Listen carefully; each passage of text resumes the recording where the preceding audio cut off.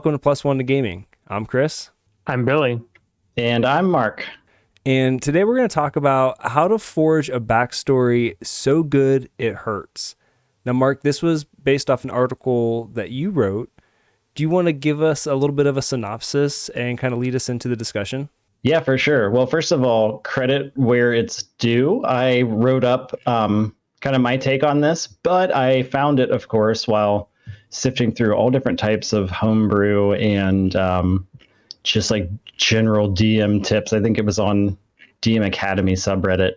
But I was really taken by this idea because I was just starting out. And I felt like it's such a good tip, especially for like a new DM. And it has a really catchy name, which is what drew me in the first place. But this is known as knife theory. And essentially it's kind of a backstory building tool. And the idea behind it is to kind of give a little bit of structure and inspiration for you when you're making your characters and working through your session 0 with your DMs to really kind of make those backstories hit and have a purpose in your game. But I think the thing that's so much fun about it is just the kind of metaphor. So it's called knife theory because the idea is that you as a player are in the forge and you're banging out knives. You're creating these beautifully crafted knives, super sharp, like you would, really kind of hits on the Dungeons and Dragons theme for sure. And these kind of, they're metaphorical knives.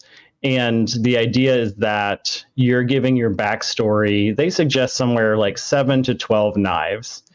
And each knife essentially is a plot point or some sort of hook from your past.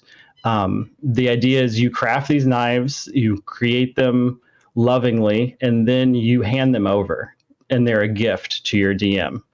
And so essentially you create what's known as a knife block, which is your backstory full of these 7 to 12 sharply pointed plot points. And from that block, during your games, your DM has just ready-made, he or she can pull out one of those plot points and basically use it to stab you in the back. I think that's kind of where the metaphor takes you immediately, but it goes all over the place. Like you can use those to, expertly carve out some kind of new side quest for a PC. It could be a really sharp pain point from their past that comes up, as they're making death saving throws or knocked unconscious in kind of a cool dream-like state or something like that. All kinds of magic that messes with your mind might be a good time to bring in one of these ideas if you're a DM. All right, so there are so many ways to kind of approach this and things to talk about. So I'm really excited to actually be able to get into a discussion on this. The first question that I want to pose to you guys is why be stabbed? Why present your DM or anybody the opportunity or chance or leverage to use something against you in game? Why would you want to do that? Why would that be something that's going to tell better stories? I think that's a really good question. And I think as you play more, at least as I have, I see the value in it. But if you had told me right off the bat that I should create, knives so that a DM can stab me in the back, I would have been like, that sounds miserable. But I think for me, depth of character jumps to the forefront of the pros list. It's just so much more fun and interesting to have a character that can surprise even you. And that's what's really cool about D&D and all kinds of RPGs is that you have that other kind of game engine, one of your friends working in the background to surprise you. So I think that's basically the main thing that jumps out to me is like you have a surprising character, cool things are going to happen. You also have some control. So if I name drop in one of my knives a long lost love, and maybe it's just that simple, but Chris, you might make it someone who, did I get rejected at the altar? Did someone die? And those kinds of things give you so much to play with in role play. Bill, what are your thoughts? I have mixed feelings on this. I think the core purpose of it, which is to intertwine the current story and the character's backstory, is brilliant, and it absolutely is engaging and fun, and it's really the best option to get that an engaging story that connects everybody. I don't. I guess I'm lost a little bit on the symbolism of a knife, because I don't think every your character's backstory has to be negative. Like, it only has to end up with negative stuff. You could have positive stuff to it. Like, you could have that long last love that comes and helps you. You know, that doesn't always have to be scorned. You know, like Totally. that. I mean, and so I understand that, like, calling them knives, but I think the concept of having a few character names or events or important things in your character's backstory that you just tell them, and then the DM can tie those into the story, because you're not, you're writing your character's history, but after your character left, your sensei or your childhood friend, that character is out into the world, and the DM is the owner and the master of that world, in that he can make that character that you created in your backstory do whatever he wants. It is his prerogative, and how that engages your character and how that makes his story more interesting is absolutely fantastic. So I do agree 100% with the idea of putting those. I don't like the terminology as much, because it makes it negative when it doesn't have to be negative. Because if you are a good person or a bad person, like, if you were a rogue, most of your, or you were a criminal or something like that, yeah, they're probably all going to have negative, there are things that you're running from your past.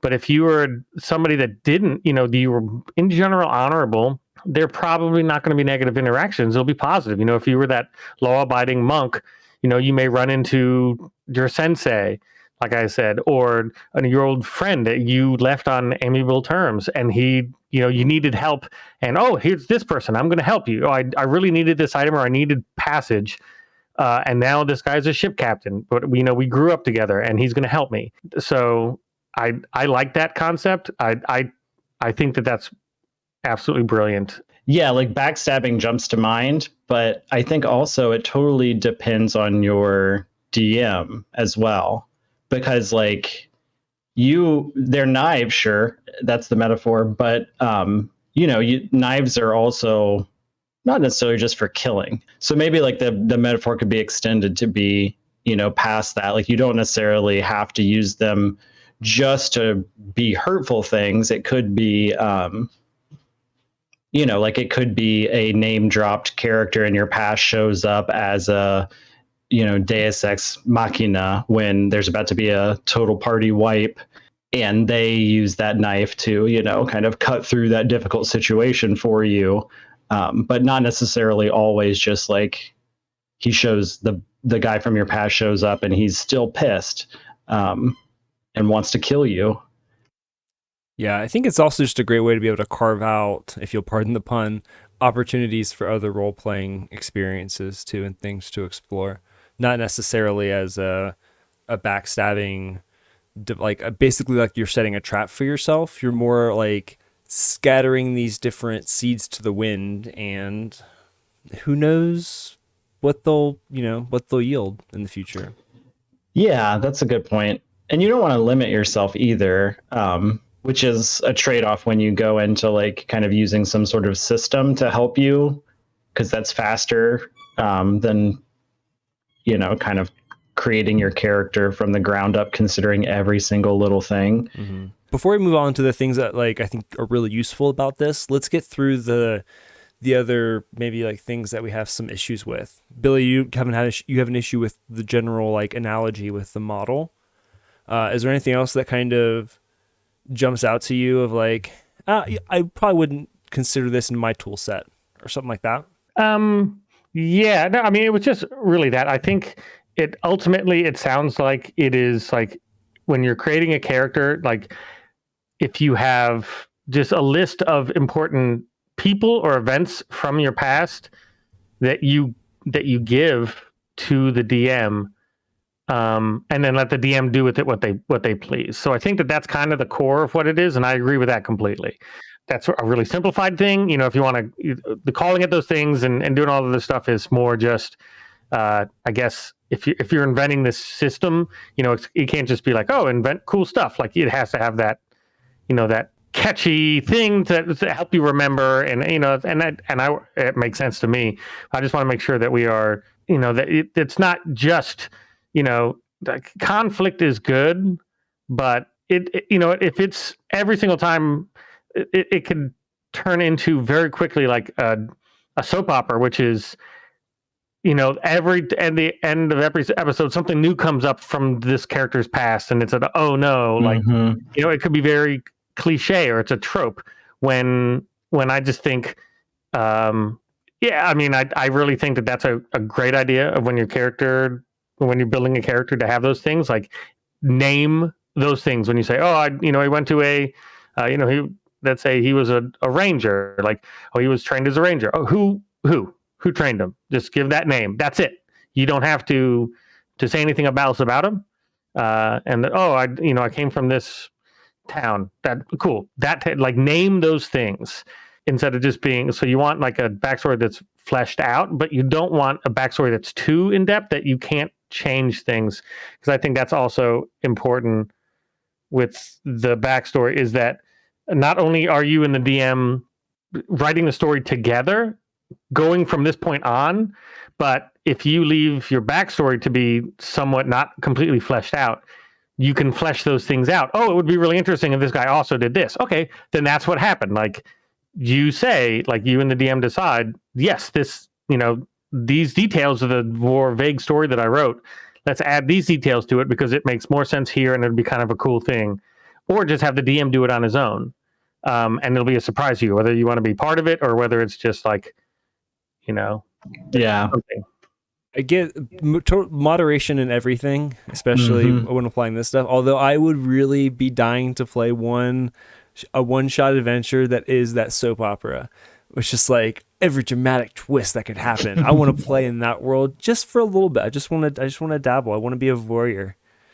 Everyone's long lost dead dad is revivified on the same day or something. Like, oh man. I don't know. Just like sometimes if you embrace all of those tropes and make a fun thing out of that could be a good time. But I agree with you completely. Yeah, I think I would probably agree entirely with that assessment. A lot of people, kind of refer to these kind of things as spice. I don't know why all these metaphors are kitchen related, knives and spices, but I think the trick probably would be if you're shooting for like 7 to 10 or whatever little nuggets that can be dropped in there for your DM to build off of, keeping them short. So, I mean, think about even if each one is just one sentence and you're filling out a backstory. That's like 2 whole paragraphs. So I would probably try to reel myself in to be like you were saying, maybe I was trained by X and I don't necessarily need to know that his name is X and he was from the town of, ABC and he worshiped whatever God. But if that stuff needs to be relevant later, at least that idea is there, and whoever's running my game can build those things out for me. And if they want to run them by me, like that'd be cool. Or they could be kind of surprise things, whatever. Yeah, I like the idea of being able to present these things. I mean, the analogy is like as a gift to your GM. But the reality is when we look at this, it's creating interesting aspects from your backstory, from your character sheet. And when I look, the more I reread this, the more I can see this person has created a great way to give a framework to making items on the character sheet actionable in the storytelling world in the game. And I think this is such an elegant way to do that, very simple way to do that, just by tagging these things of like, oh, the items that I use could be a knife. Potentially, I think of the game that we're playing right now, Bidu with his blaster. That's a unique item. but it could also be a knife. Things fail, things happen, critical fails happen. Yeah, So and if you're doing like a long campaign and you've earned a +2 weapon, you're going to be attached to that, and there could be a whole. I mean, this would really probably piss people off, but you could have a thing where your DM has someone take it from you. You got to get it back or something. Yeah. So what I really appreciate about this is a really simplified framework, especially if you take the time to do a zero session to introduce this to your table, of being able to identify those things. Otherwise, as the DM, you just got to take an extra step of doing it yourself. But it's also nice when you, as the players and as a group, are kind of thinking about these things, because it you don't have to pull out all of the history of Ranger Mentor X and his ABC town from where he worshipped XYZ god. Like, you don't need that full fleshed out backstory. You just know that if you need to pull on it, you can. It lets you to add like an outline of your character's backstory, for lack of a better term, and you only need to flesh it out when it's really required, I guess. And that kind of fits the style that we play, where we're kind of like fast and loose with some of this stuff. Yeah. And I think also what fits our personal styles is the idea of all of us having these little pieces and then taking those knives and starting to like juggle them among the party, which is a whole different dynamic that I think is interesting, because a lot of times we might, when we're trying to figure out backstory especially, use that as a time to connect our characters. How are they going to meet? Who do they work for? Those kind of nitty gritty details. Mm-hmm. But when you've got all of your knives and you're sharing them with everyone, they're flying around the table, and it has the opportunity for someone else to be inspired. Maybe they didn't have a name for their enemy that they wanted to use as one of their knives. They just had like, oh, I messed up this royal's party and he's been mad at me for years. And another character has a royal in their knife set. So can you guys connect those things? Is that a cool moment for you? Make it a little bit easier on your DM as well. Yeah, and I love those opportunities to have more organic connections and interconnected stories like that, instead of them just being, this is my story, it's siloed, you've got your story, it's siloed. I mean, that to me, that's just not anywhere as near as interesting as the group story, and their histories are interesting, but you also want them, to come together too and fuel and drive the characters' actions in the present. Yeah. And like the storytelling stuff is, I think, what keeps bringing us all back, because we all have computers and consoles as well. Like if we just want to hack and slash, we can go play something online. But the unique thing about RPGs is those chances to have a conversation that's not, relegated to like a D-pad and a number of options that can be programmed. Yeah, definitely. All right. There's also returning to the knife analogy, or sticking with the knife analogy. Maybe a better term is leaning into it. Eric uses this term a lot about like folding samurai swords and like continuously folding and refining the edge. And I think that can also apply to this as well. As I think parts of our journeys have been focusing more on backstories and character development and kind of figuring some of these things out. I think this now puts a nice framework to it. But I think as you get better at that, your ability to hone sharper knives becomes, more acute. And I think the more you practice this and apply this, you can really get into some incredible storytelling, with your table and with your character. Yeah, and the opportunity for callback alone, like who doesn't appreciate a great moment in any work of fiction, or even real life for that matter, that can be enjoyable, to just, have things come full circle. Like that's so much fun. It's so cool. And then to be writing that kind of moment or thinking of it with the second you think of something that's full circle, you're like, oh, this is so satisfying. that's just a whole lot of fun. I think. I mean, I haven't really done that yet. I don't think in a game brought like a plot point for my character completely around, but like now it's something I aspire to. So that's fun. Yeah, well, that might be fun to experiment with too, Billy, as you run the next. I think we might be leaning into more of or gearing up for a longer campaign. So it might be fun to hear your thoughts on some of that in terms of what we could do as players to give you some of those knives. I know we'll do our 0 session later, but do you have any thoughts as you since you'll be taking the reins here soon for DM?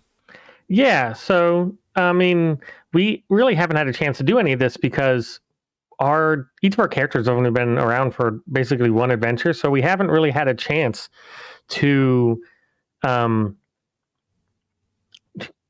to weave these interconnected stories, just because we haven't had a characters around that long. And that's kind of one of the the downfalls of wanting to try out a bunch of different characters, is that you don't have that one character long enough to actually really develop a true continuing story when you're just when you're doing minisodes instead of like a full season. The story has limits, it's finite. It will end, and then that's the end.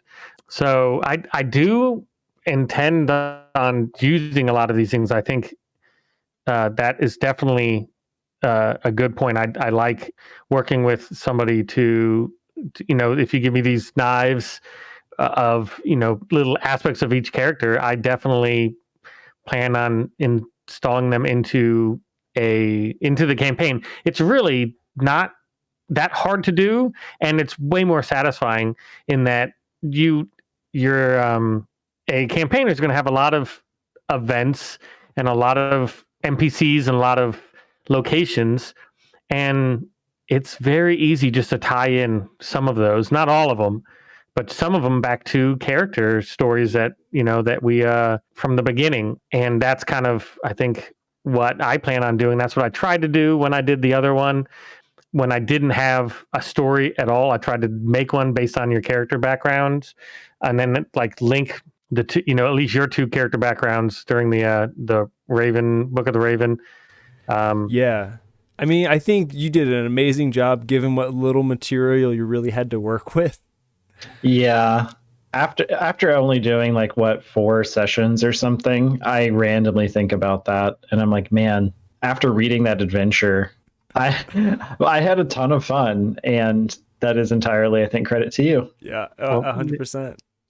Thanks. Yeah, I mean, but I think it works out because I probably would have changed things in a pre-written campaign anyway, just because I like that control, and I like adding pieces of myself to even pre-written stuff. So I'm a DM who likes control. No way. Yeah. Oh, who would imagine that? But yeah, I mean, I kind of have always thought of, this is very related to like improv. So we're yes-anding, and that's kind of the key in that when you build upon layers. Yeah, exactly. You build those layers, you fold those over, as Eric said, like those fold over, and the story gets sharper. I don't particularly like that if you're the best, if we invited George R.R. Martin to make a character, and he has his character with a huge backstory that he completely written out, but there's no wiggle room in it, that character is not that much fun, because now you're forced to use that character, like that backstory it's not malleable. It has nowhere to go. Mm-hmm. It is fully developed. And so I think the key is in that knife analogy that we are, you bring the pig iron, which is why, Japanese swords had to be folded over because they're really low quality steel. You bring the pig iron as the raw material with your character, and then as a team, we're the ones pounding on it and folding it over, collectively, and we're developing that very sharp story as it goes on, that like a character trait that you just may say in passing, as you go on, that may become your character's defining trait, just because naturally that's just how the story has evolved and how the character has evolved, in that it's not you didn't plan on it, but just as it goes on, like, you're just yes anding. Oh, we'll connect this, do this. Oh, this kind of, we can relate it to this backstory, and your character develops out of those things, which is kind of how a character develops in real life, based on shared experiences and history. So I very much would like to have that. So have those 7 to 10 key events or characters or something. And then to keep them in my back pocket, I absolutely love that. And I plan on using it completely. I think the only time I will probably get your consent is if I do something that drastically changes your backstory. Not changes, but like if you have a sensei and I'm going to say the sensei is turned evil, I'm not going to run it by you, because that's not fun to have to have a character that you made, I just took over and just completely changed. Yeah, that's fair. Like, what if he's like the sweetest guy in the entire? No, old Master Fuji, why? Yeah, I think that's a really important note, because like those little knives, they're tools that you can pull out of the backstory, use them, put them away when you want. But I used to think of backstory, I think, a little bit more as like, this is just everything that I'm going to use in order to help myself make decisions. Like if there's a locked door, what would I do? Oh, I've got a background, I'm a criminal, I'll see if it's unlocked, kind of stuff. Not really thinking that they were much more than something to a bedrock to be like built upon. But I'm much more like this idea, because of what you're saying, Bill, where you can use them as tools to make the future story more interesting, not just stuff to kind of inform me in my role playing, but they can have like a real impact on the game if you're a good DM keeping track of those kind of details. And another thing I like about it is it adds a little bit of formality, like rather than just kind of hoping that your players might write a good enough backstory. Like some people aren't into that, or some people aren't, creative writing geniuses. Like myself, I'm not. So, it's cool to have something that you could be like, give me 10,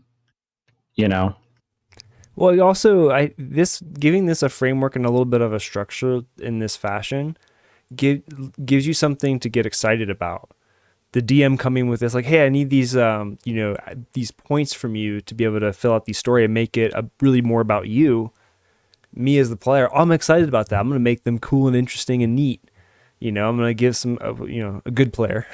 Just as we have good DMs, we also have good players. A good player will deliver a list of, interesting and sharp knives. Yeah, that's what I see here, and that's what I'm really excited about. Really leaning into and actually paying attention to this as like a storytelling infrastructure, I'll call it. Yeah, I love anything that gives me a box to tick when I'm making my characters, because it just feels good to get things done, but B, just knowing that I have enough. I'm always worried there's not enough. So having a number in my head, like 10 little things to write in there, really helps me personally. I guess I really embrace the time savings aspects of things. And what this allows me to do is to create more of that outline that I mentioned before of interesting things. And I like leaving them a little bit vague. I guess my philosophy to this is like that of tattoos. Like I want the artist, to be able to inject their creativity into the thing that I want. So I like to leave a lot up to that person.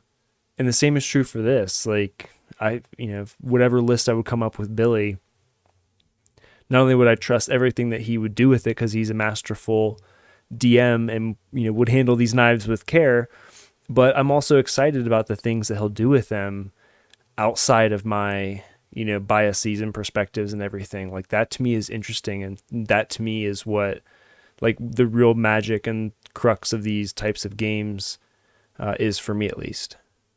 Yeah. And I think an important note which I'm assuming the people who came up with the name knife theory did on purpose, is it's knives. We're not crafting battle axes or long swords. You need something that's small, it's short.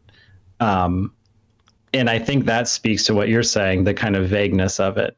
The important stuff about your backstory, like your parents' names and your relationship with them, if that's something that's not to be meddled with, then that's a more elaborate part.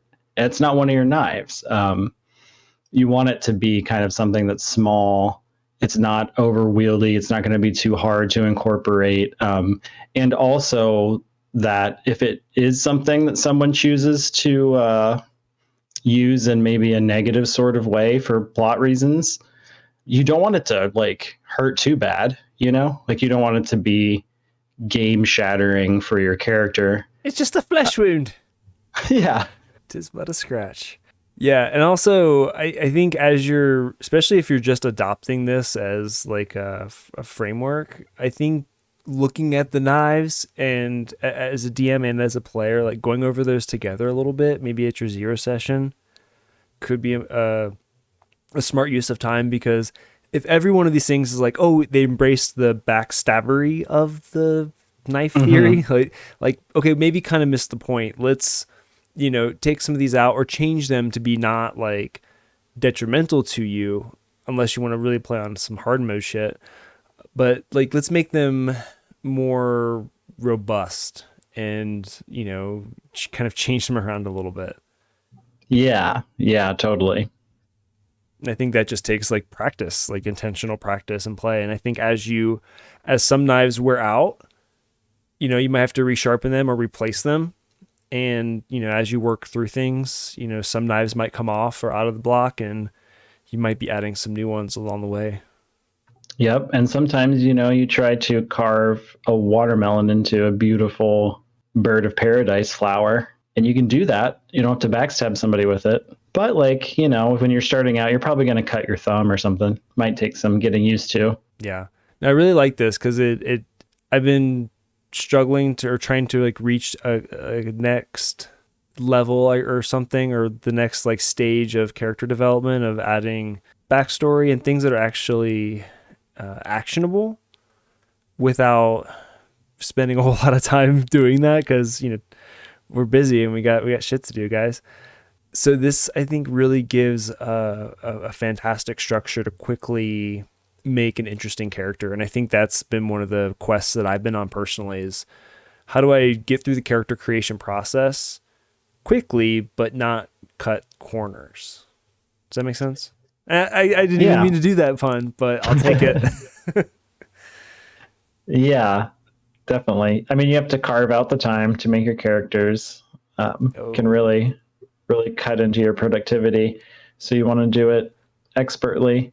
I think one thing that's pretty cool is that there's just some examples offered in the post that I found. Mm-hmm. I think it would be really neat to have just, maybe like a D20 table or something to speed things up. You could do that individually, over time, coming up with some things to add to a list that maybe you pull from multiple characters or whatever. Or, just maybe we could put together like just a general list of things to help inspire people. Oh yeah. Like a master list you could build off of. Yeah. And like that favorite item or like an heirloom or something. I probably wouldn't have thought of that, but you were, because that's kind of something you're in game with right now. Like that's a really cool idea. So, kind of spitballing and having other people be able to come up with some ideas, maybe at your session 0 with you while you're working through it. If that's how you build your characters, could be a lot of fun. Yeah. Another improv opportunity for everybody. Heck yeah. I'm really looking forward to actually taking this and building into our next upcoming session, because it'll be fun reflecting, after that campaign is over, it would be really fun to do a follow-up session of like, okay, we tried to apply knife theory. This is what we offered up to Billy, and this is how it played out. Billy, you can talk about, what you used and how you implemented it. Because I think those discussions and those processes, those aren't conversations that I think, a lot of that happen up very often, and even more so not recorded and like shared so other people can learn from them. So I think that could be really compelling. I'm down for that, but I just like setting expectations on this is that this is a tool to be used sparingly. If like when everybody says you have like 7 to 10 knives and you expect every single one of those to be used, that's way too much. That is absolutely way too much. I think 7 to 10 to choose from, and then throwing in 1, maybe 2 every now and then, and definitely not even per episode. Like there'll be many episodes where we don't have 1. It's just like an important moment. You could choose 1 to choose from. So I think I think that's the expectation, is that I mean, at least for me as DM, I want to make sure that you guys know that it's not going to be, I'm call back every episode, every Right. somebody on there. Every event has to do with something with your backstory, because it's a good tool, but I do not think that, like, it's very easy to be overplayed. And what they're talking about, like, reading it while you guys were talking, I was listening to you, but also reading a little bit of what they were talking about. It is very easy, and I assume this is over a very long expanded campaign. Because not every single thing that you do in the past has direct consequences, but it can. That's the key. But you don't know what of those does have direct consequences. So I think giving those up with the instance of maybe 1 or 2 will actually play out, and that's it. Yeah. So no, I would. 1,000 knives, and it's not like, oh, you have too many knives. I'm not going to use all those knives. Like, that's like when they're saying like having a character with too many knives, I'm just not going to use them. That's easy peasy to deal with. Like if they're expecting that every single one of these things that you talk in is going to be played in, and it's too much, and it gets drowned out, and you lose the impact of having if an important character, an important event, peeks its head up every episode. Yeah, like what I was talking about with the soap opera, it drowns out and becomes boring. Yeah, and like we're much more into a nuanced storytelling, a la like something good. I don't know, Breaking Bad. You know what I mean? That's like takes a long time to play out versus a soap opera that's like every episode there's a whole plot or whatever. I'm totally in agreement with you there, and I think that's some of the excitement for me. Coming back to being the player's perspective is because it's useful either way. It's going to help me get through writing my backstory and knowing how I want to role play. And then in addition to that bonus, there's this mystery of, okay, I'm really familiar with my character now because I had to think of 10 specific but not too specific details. And I have no idea which of those are actually relevant. So it would be kind of cool for me to remember later, like, oh my gosh, that is part of my story. But having that too much is going to feel like one of those, like a TV show or movie that's like first person perspective. And it's going to feel like too focused on me almost. Yeah, it's trite. Even 2 to 3 knives coming out in a campaign per player at a 4-player table, that's a lot. That's a lot. It really is. So 100% expectation set. Like, don't expect every single knife to go in. But Mark, you bring up a really good point that regardless of if they're used or not, they're still incredibly valuable. But that added surprise is always a great little tangible or a tantalizing carrot to do them well. Yeah. And talking about efficiency, I mean, that's a really good point about the number of party members too. The bigger your party, you might need to scale down as a DM how much you can even write down in your notebook. But, just to like, if you had 12 plot points you were trying to shoehorn into an existing campaign and each one took even 5 minutes to role play, that's an hour. Yeah. So you definitely need to be careful, or else you would spend a big chunk of time throughout the course of your campaign just trying to satisfy that, itch. Yeah. And I looking through the list of samples that they provide in this post, there's I do see some micro expressions of these that you could use as like little tiny knives, little needles, maybe we'll say. One I just looked at is any phobia or trauma your character experiences or has experienced, can become a knife. So like, let's just say you're in combat and you're fighting something and you miss. Like, oh, you attack and, you recall some, horrible moment when you were fighting this other thing like it and it scared you and you missed. Yes. You don't have to make them big knives in the sense that they're carving these giant swaths through the story, but rather they're just like tiny things you can introduce to explain small things away. I mean, I love that. How many times have you been like, oh, I rolled a 1. I know this is going to suck. And it's just like, oh, you swing and you're a terrible shot and your knife slides past him and it gets stuck in the stone wall. And it's like, okay, I mean, funny moment. We all have a chuckle. That's weird for my adventure to go from like, kicking ass to being terrible next turn.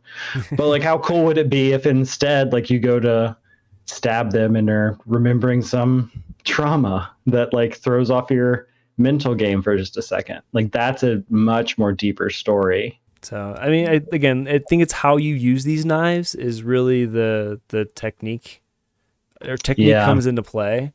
So, what makes me excited about creating these is being able to make them maybe broad or general enough in some aspects. Like, you create a range of knives, maybe. You've got your cleavers, you've got your carvers. What are the knives? Scalpels? I don't know. Are we doing too much on this knife thing? Stilettos, I think those are just for murdering people. Yeah, like every knife block comes with, like 3 to 5 steak knives, paring knife. But there, and it's up to the chef to figure out, the best ways to use them. It can be overwhelming if you have a lot going on. But I think one way that whenever I DM next, one way I want to try and use this is like look for ways, those little micro expressions to bring those in, because our stories don't tend to be as long anyways. So sometimes it is fun. And what I love about what Billy did with our backstories was bring a lot of those into the game just through those micro expressions. And that can be for me, it's been a really satisfying way to make the story more immersive for me. Yeah, I agree. I think, like Mark said, that knowing that you have to have a character that has these things filled out is a really good way to make sure that your character is developed enough. I think it's kind of like what we talked about early on when we were talking about character development, in that people that force, like, oh, I have to have a flaw, I have to have this, like, and then into like, oh, I'm excited about having a character with a flaw, or I don't like, there's a bunch of flaws that your character naturally has. Like, that's kind of how it is, as I see, is that like when you first start out using this theory, like you have the list of ones that you think would be good for your character, and then you fill them out. And then I think as you get better with character development, like a lot of these are in a lot of these like a lot of these lists. Like, as I'm seeing, like I could probably get 7 out of some of the characters that we've made before. I think I could probably get 7 out of, even a boring character, not boring, but kind of a dumb character like Gooped. I could probably, just based on the backstory that I wrote, I have probably 5 or 6 of them, of these things. I have the characters, I have some obligation he failed, I have his phobias, I have, the trauma, I have all those things. And I think that putting that as a list of these are things that your character should have to make them a character with depth is nice. And especially if you just don't know how to take that next step with character development. But yeah, I think that asking yourself, like, when you, like, regardless of, like, not trying to just think of, oh, I need these are the things, like blank, like a checklist at the beginning could be good, but I think towards the end, just trying to like write your backstory and then try to think about the important events, characters, and stories, regardless of like not filling in a list. It's just thinking of your character, like, okay, what is important? What are these things? What are the main formative events of my character's, life? And it doesn't even have to be that formative, but just like, as you develop your character's story, you'll be able to do this naturally. And then, like, starting off, you will build your character around the knives. Like, you do the knives first, and then you build your character after it. And then I think once you get better at it, you build your character first, and then you just pick out those knives that you already have written into your character's backstory, and then hand them in. Yeah. Because based on what you said, you can on your characters, you can clearly identify knives that are already existing because you have always developed characters with depth and take that time. But I love having just more structure to that to be able to, like you said, like I think the concept of how do you create a character with depth in role-playing games, like you need structures and frameworks like this to kind of, or I shouldn't say you need, but for some of us, it's really helpful to have them.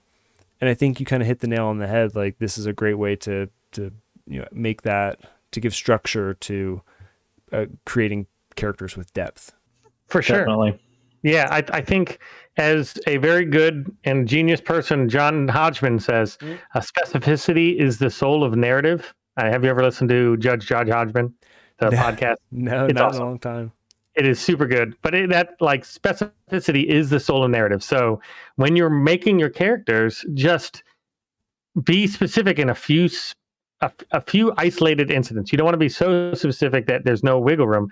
But yeah, name your family, name the town that you were from, like give them names. That name is what, gives things power. I was an urchin, I was in a gang. What was a gang called? Who was the gang's leader? Like give them names. And I think that gives your character that, that goes from being generic because just, I was a rogue in a town and lived in the gutter. That's boring, but saying like, I lived in whose gutter? Yeah. Name of Portsmouth. And, I was in this gang led by this guy who did this specific crime. This is our go-to, and this is why I got out. Like very specific things, not just like, I left. Like why? Yeah. Like, that's those specific things. Like when you're writing your character sheet, like when you're writing that, that backstory, and I always write it down in like a Word document when I'm making it. Just read over it after you're done, and just anytime where you think that you can put a specific name or, be specific, that is extremely valuable. And then those are your knives. Basically, your knives is anywhere in the character that you gave somebody a proper noun. Yeah, so, I think that's definitely an easy way to pull them out. And I think from a practical sense, you explaining that for some reason kicked off an idea in my mind. Like you could, if you're having trouble, like do your normal character sheet. So you're going to end up with your flaws and those, that section. And then just kind of do that exercise like you were just doing. Look at it and say, like, I'm an urchin, and then it's kind of like the what, like, or the next step to that, why, any of those who, what, why, how type questions. Be an investigative journalist. Yeah, and you can kind of just like build a tree and start with your personality traits and then decide that, if I was a poor orphan, then what made me an orphan, or the why of that, or even the where. Maybe that's what you want to focus on, and that I think eventually would lead you to some proper nouns. You can kind of do it sequentially, make several passes at your backstory to fill out more. It's not like you have to have it all figured out the first time you type it down. Can we do a grammar-based campaign in search of proper nouns where it's like a wizard has taken everybody's names? I will 100% write a Fandom Tollbooth campaign if anyone is interested. I would love it. I would absolutely love it. It would probably just be literally the book because it's such a good story, but that would be funny. All right. Well, do we have anything else, anything more to say about sharpening knives? I think I mean, I don't want to. No. I don't want to make another knife pun about dulling knives, but I'm really seriously about to. No, I just want to go roll some characters now. Yeah, seriously. I think that gives new life to character creation, and I think that like we're not bad characters, creators. I think that Bidu, and Auric, you could, based on your backstories, we could lift a bunch of things. It's just, it is. I think it's a good tool to go from good to great. Like that is a good way, because I know that I could definitely do it. Be a little bit more specific. It's always more fun, to go back over that backstory that I think is really, really fun. And I do go over it a couple times, but just go over that last time, and then add those specific events and characters, and just like highlighting them in bold, and then in the Word document. So it's really easy that when you send it to your DM, they know exactly what you think is the most important things. Yeah, I think that's key, is that, like in all things that are collaborative, that kind of communication. So I think, calling them out when you send your stuff in is a really good idea. And then definitely having them be talking points during your session 0 for everybody, even if it's just reading everybody's backgrounds or whatever, just so everybody can start to feel each other out. Yeah, I do. I think I always have 2 character backstories. I have one for me and one for the DM, or one for the party and one for the DM, because I don't want the party to know as much as the DM knows about my character. So please don't. I would advise you, don't tell everybody what your knives are. That's a good point. Make it not as fun. So you're like, I don't know all these answers about you guys, and you guys are my very good friends. So I think having some secrets of your always have secrets of your in your character that the people don't know. That makes it more fun. And then these type of things, like have more to your character story that you don't tell them, but you do use to tell that backstory, to make those decisions that they may not know why you're doing it, because it's not in your backstory, but Yeah, I mean, there's one knife that I've got really hot right now that I'm kind of worried about is in the game we're playing. Bidu is a wanted, scientist, and Auric is a bounty hunter, and we're working together in the same party. So I am wondering if that is going to blow up. But if it does, regardless, it's going to be a great story. So, Billy, you did say something earlier about going, from kind of good to great. And it made me think, like, well, why is that important? Like, I want to get your perspective. I have my own feelings, but I'm curious for you guys of like why kind of pursue better character creation in this sense. I mean, that's the reason that we play. I know that it's different for everybody. Some people like min-maxing and figuring out what's the best character they can do. But we are a collaborative storytelling group, and having that backstory and having that very well developed characters makes the story so much better. Like, have you seen Red Letter Media's reviews of the Star Wars prequels? Yes. A while ago, but yes. Yes. And I think I've missed that. Okay, so Red Letter Media is awesome. Yes, they are. So in there, they were asking everybody to so for the original Star Wars, the 4, 5, and 6, they got everybody and they asked them, describe these characters, but not how they look and their job. And they asked, Han, Leia, Luke, Chewie, all these people, and they could give them descriptions of who the characters are that didn't involve what their job was and how they look.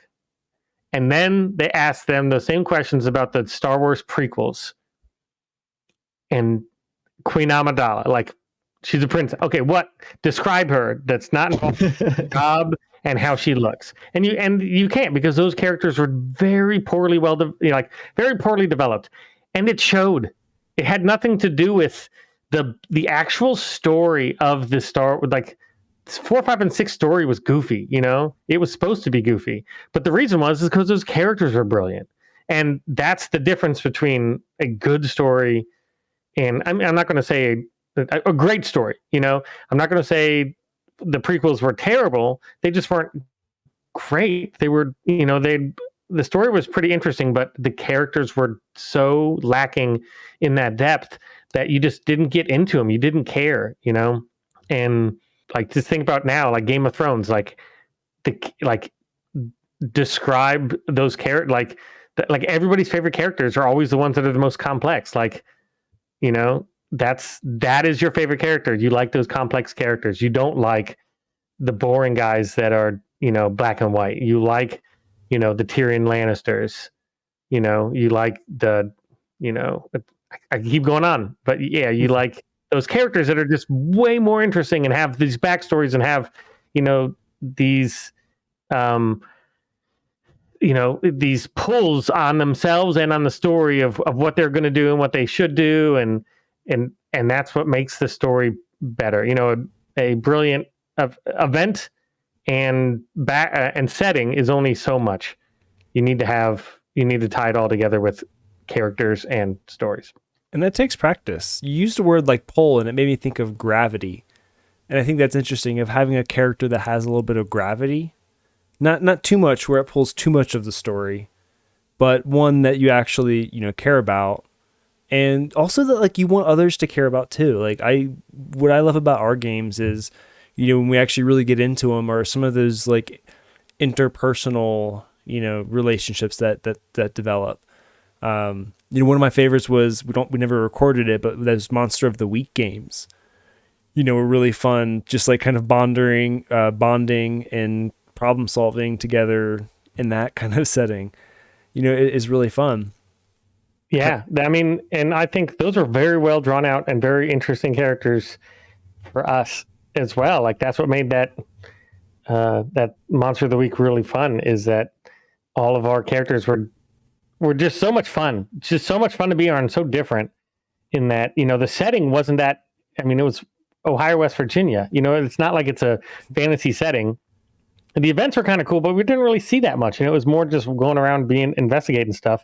It was really the interactions with our characters and with other people that made it as fun as it was, just because we did have characters with depth. You had hillbillies and weirdos and, just really a bunch of fun people. Well, and all trying to, work through their own personal challenges as well. I think that was a good example of like how all of us were dealing with our own stuff, but also had to deal with this singular thing together, which is another reason that made it a lot of fun. Just that interaction. So for you, it seems like, creating interesting characters is really an important aspect, because it helps you, it helps that facilitation of a fun story. What makes a character interesting for you? It's hard to describe because you can make an interesting character that's kind of not one-dimensional, but very, you can make a holy knight, kind of not, doesn't have a lot of weird stuff going on, very direct, but you can make them interesting based on pull, like why the motivation of the character. What are they doing? Why are they doing it? That's what gives characters depth, I think, is you have all these motivations, and sometimes they're conflicting, sometimes they're not. I don't know. It is hard to describe what's a good character and what's a bad character just based on the character traits. I guess it's you put all those traits in and you join them seamless so that the character is interesting. I guess when building a character and you're like, okay, I want to play. We're coming up on a new game. I got to make a character. I've decided it's going to be a cleric. How can I make this cleric interesting? What things do you start to look for, or do you have I guess maybe it's a broad question too. You might not have an answer, and that's okay. But like, what do you look for to kind of insert to kind of make the character interesting? Maybe not to anybody else, but like specifically to you. Like what kind of like drives your engine? Yeah, it's that the motivation. Like, why are they where they are? What is their goal? And then having that and not being very specific, not just being general vague. I want to do good, like, and you can say I want to do good, but like, why? Why do you want to do good? Like Eric's character in my campaign, has that very detailed backstory of why he just wants to do good now. Like, he's not just a holy paladin that does good because that's what paladins do. He has a very detailed motivation for the things that he does, even as simple as that motivation is. I think that's the key. Then we talk about it in the character creation, is that like, why are you adventuring? Is not everybody in the world that we're creating are adventurers, and not all adventurers are paladin or clerics, and not all clerics are adventurers. Like, why are you all of those things? Why are you a cleric? Why are you an adventurer? What made you where you are to, where you're standing? If you're standing in that inn, what are the events in your life that made you where you are right now and doing what you're about to do? And if that's, he's a cleric because he's a cleric. Why? Like, what did he do? He just fell into it because that's what he did. Like, I think that's that's a good character to me, is that backstory that we were talking about, and that all those events in their life that led them to here, that whether they're, they could be very small or very big, but the direction of someone's life in real life and in the fantasy can be changed on very, very minor things.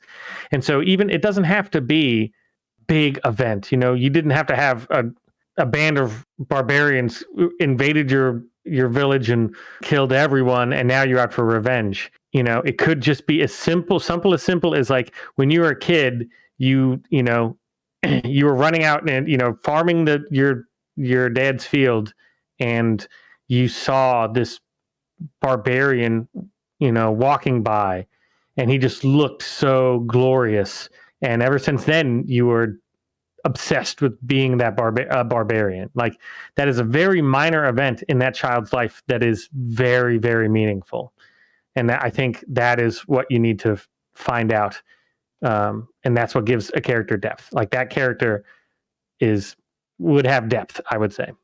Yeah, create a range of meaningful experiences for the character. Nice. Mark, what about you? What do you look for to like make your characters interesting? Oh, or what will you look for? Moving on. That's the better question. The whole time I was listening, I was thinking, I'm not quite sure yet.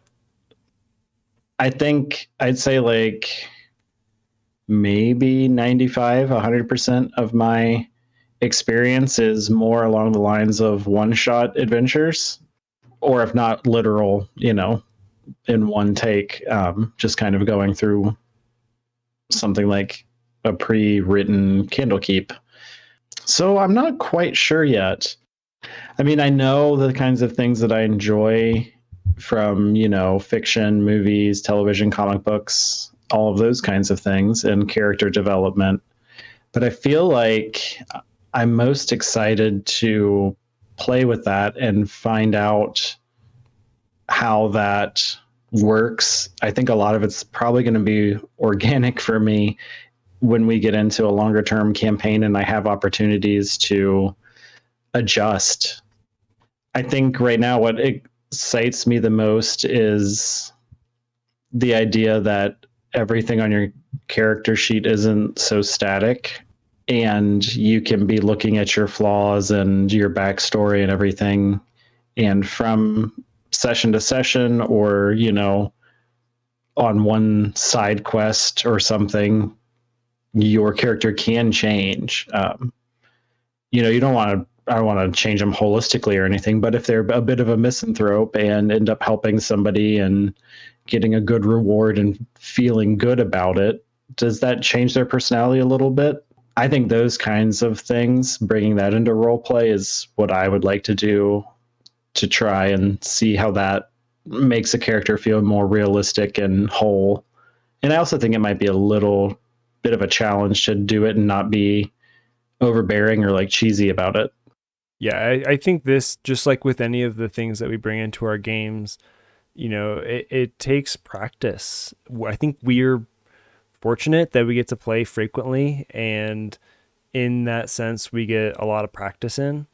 But these things are not, you're balancing so many different factors and variables. You're playing a game collaboratively that a person you made up with these rules and frameworks and structures that you have to remember within the game, and you're just trying to balance all of these complicated factors while also emulating a rich and deep person. That's just, I got a lot of respect for actors who do this professionally, because it's I think it's phenomenal to me it's more addictive than any video game being able to do that. And I think, Bill, to your point, like the more I'm able to like learn how to create interesting characters that feel organic, and that we can all do that and play off of each other and play off of those stories together. I don't know. For me, it's like a unique feeling of collaboration, which just really fills me up. And this is one of the few ways I can really ever get that. So that's kind of like my big takeaway from this, is like being able to level up in that aspect.